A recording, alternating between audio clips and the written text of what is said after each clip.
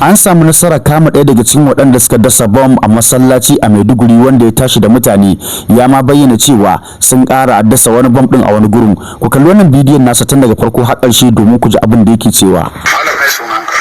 Sunana Ibrahim. Ibrahim ba kai magana da kai Muhammad. Kai mutumin ina ne? Mutumin Mincika. Ibrahim Muhammad. Kai mutumin ina? Mutumin Mincika. Mincika? Kai wani yare ne? Yare Mincika. Mincika kai musulmi ne?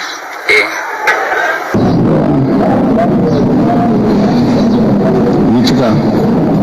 Ta wani hali ne me ya faru aka kawo ka nan garin nan? Ka bani dan labarin me ya faru.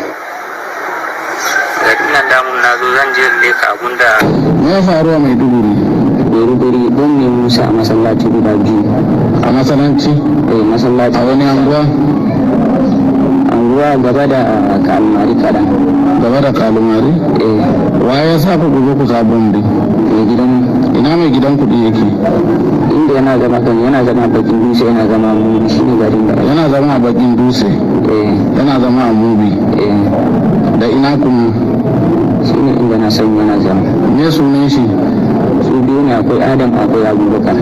Adam da Abubakar? Su Boko Haram ne?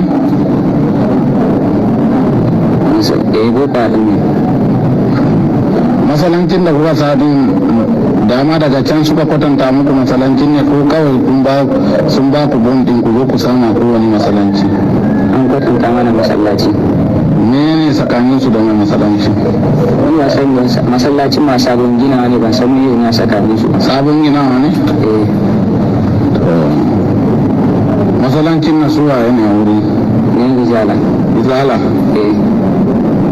Tabbas? To me kawo ka garin nan kuma nan da maturu?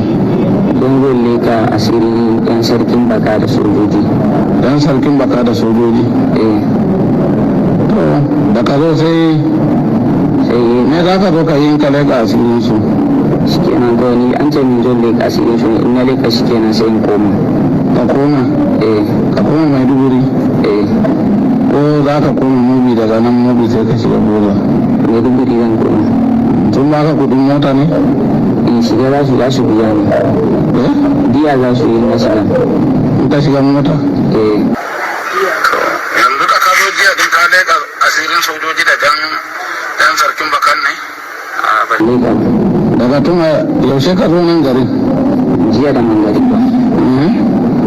Da na zo jiya da mangari ba sai na samu wasu yara. Sai na tambaye su ina zan samu gudun kwana. Sai yaron ya ce bai da gurin kwana, amma ga wasu yara can jin tambaye su. Na je na tambaye su, mun je muna kwance a wani fili, mun shin kudi muna kwance. Sai wani mutum ya zo ya bi mu da sanda, muka gudu. Sai wasu yan jilefi sun ce mu koma mu je mu ɗauka kayan shin kudin mu da takalmin mu. Sai muka koma mun je mun sa takalmin mu kenan, sai suka kara bin mu. Sai yan sarkin baka suka kama mu aka kawo mu wurin zaman su. Tun a daren na haka na da kake to yanzu kace ka bar wani goma mai duburi a ina ne? Tashan Joni. A tashan Joni?